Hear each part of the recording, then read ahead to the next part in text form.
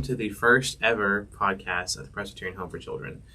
In this podcast for today, we have a very special guest, the President and CEO of the Presbyterian Home for Children, Doug Marshall. Thank you so much for joining us, Doug. Thank you, Noah. I'm great to be here. We're really excited to have you. So what is the Presbyterian Home for Children? So the Presbyterian Home for Children, we're 155 years old. We're a nonprofit, and we serve children, youth, young adults, and families. And we do that by nurturing, equipping, educating, and ultimately so that each of these individuals can develop into the fully functioning persons that God created them to be. That's awesome. That's awesome. So if you could say, like, in one sentence, the mission of the Presbyterian Home for Children, what would that be? The mission really is to be a place of healing and provide a path of hope for their future, for these very precious lives. That's awesome. So your role as president and CEO, what does that look like? What are some of your responsibilities? But then also, how does that translate to your day in and day out sort of role as well? Absolutely. So primarily, I really believe I'm like a mirror, that I'm reflecting the love, compassion, the professionalism of our amazing staff who are on the front lines serving children, youth, and families, but also those that support our programs staff. I've been with the home now almost 6 years, and so obviously, I'm ultimately responsible for everything, but that's including programs, operations, finance, accounting, development, HR. So I just have what I want to do is help each of my staff succeed. And if they succeed, regardless of what function and department, then those that are entrusted to our care succeed. That's awesome. And it's part of that delegation. Like, you can only do so much as one person, but it's working through other people.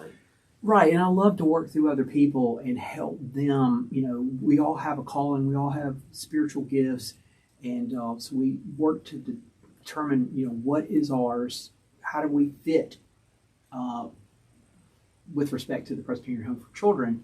And so, again, if I can help those individuals succeed, then at the end of the day, those that are entrusted to our care are going to succeed.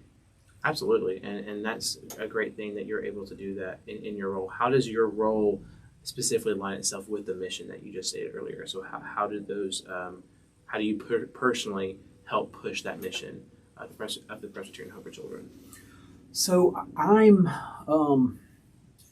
oftentimes the face of the home. We're primarily supported by Presbyterian churches with the PCUSA all over the state.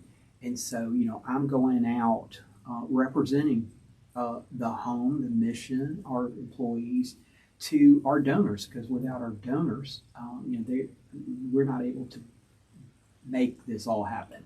So it's a shared calling. But again, we're providing this place of healing, this path of hope. And so, I'm gonna get involved wherever I need to be in order to work through problems, work through difficulties. Noah, one of my favorite days at the home was actually a couple of years ago, and it was a field day, and everybody was out there, and I knew it was going to be a water gun fight, and so they gave me a super soaker. Well, they had water hoses, so I just got completely drenched in water. But I was just, it was just so much fun. And in this case, these were teenage girls that have endured much trauma and neglect and so forth, and they were just hosing me down.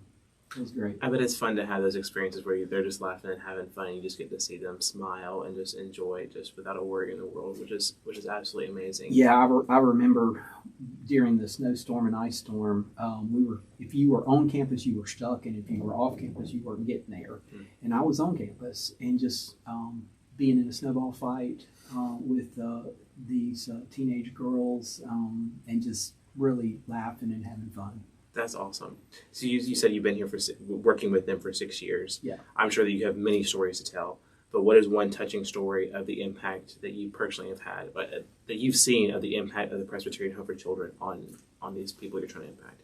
I have seen a lot of stories. Yeah. The one that's going to come to mind into my heart is there was a 14-year-old girl, and she had suffered extreme trauma, neglect, starvation, and had endured just really the worst of humanity.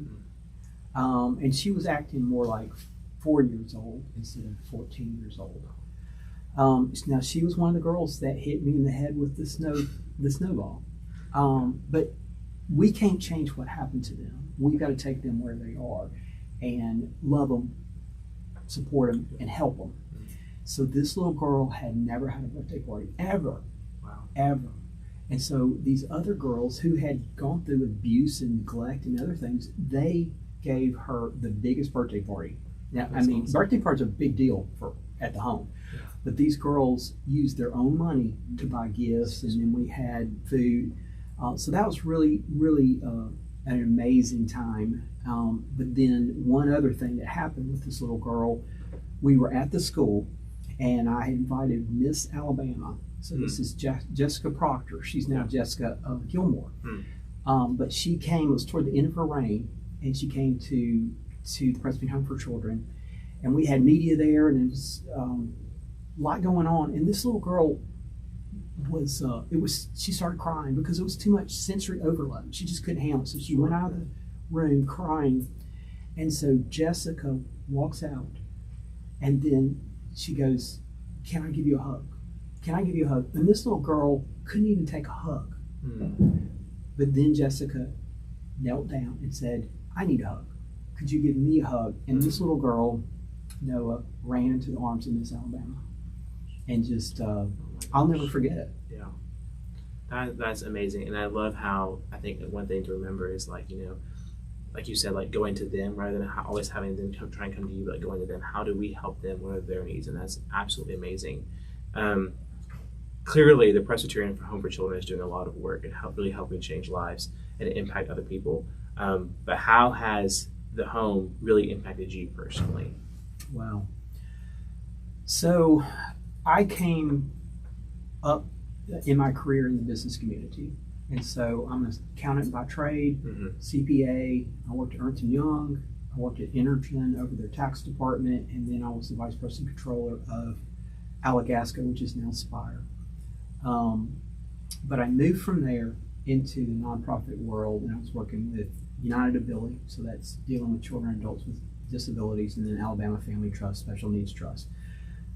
But 6 years ago, when I moved to the home, what happened was I was really able to take everything that had occurred in my path and now use it as a leader to be able to lead this organization and be able to help this staff make incredible impact and change for the lives that are entrusted to us. Yeah, that's great to see how you've transitioned from all these roles, and now you're able to use that experience and now use that in a really awesome way. Obviously, in order for the Presbyterian Home for Children to achieve all these goals and achieve this mission, all that sort of stuff, you need people to support y'all. Right. So what are the best ways for people to help and become involved with the Presbyterian Home for Children? Well, we love to be able to have donations and on a regular basis, where it's an automatic draft, online, so that, we have that support all during the year, so that we can continue on, because it is a shared calling with our donors. We also love to go to churches, to go to Kiwanis clubs, different opportunities where we can make new friends. We can strengthen existing relationships in the business community, in the nonprofit world, and just really get the word out, that awareness about who we are, what we're doing, and how others can help. We also have a very robust volunteer, kind of year round, but particularly right after the school semester ends in the spring. And so we may have 300 teenagers over 5 weeks. Wow, that's awesome. And they're mostly coming from Chaco Springs Christian Retreat Center, which is 5 minutes from us. And so they're going to the retreat for camp and student life and that type of thing, but they want to make a difference. And so we're a great place for them to do that. So, we have washing sidewalks, painting, building ramps, spreading pine straw. I mean, it takes a lot to get ready for that many kids, but they have made a tremendous difference on our campus. And that's cool that they get to experience it and they get to see the change that they're playing a part in, and growing from that themselves, and seeing like, wow, like at home they might not have any struggles, but they get to see like, oh, the other people I need to be sensitive to this, and then as they grow up, they've had this experience. So then they want to, 20 years down the line when they're getting that larger paycheck, they can, I want to donate now to y'all. And so that's awesome that y'all have that. Well, Doug, thank you so much for the time that you've taken out of your day to driving all the way up here to spend some time. But that's a wrap for today. We hope that you were inspired by Doug Marshall and his story about how the Presbyterian Home for Children is changing lives. Please visit their LinkedIn, their YouTube, Facebook, Instagram, and their website. Learn how to get involved and donate to them. But thank you so much. Thank you, Noah. And I hope you have a great day. Thank you. You too.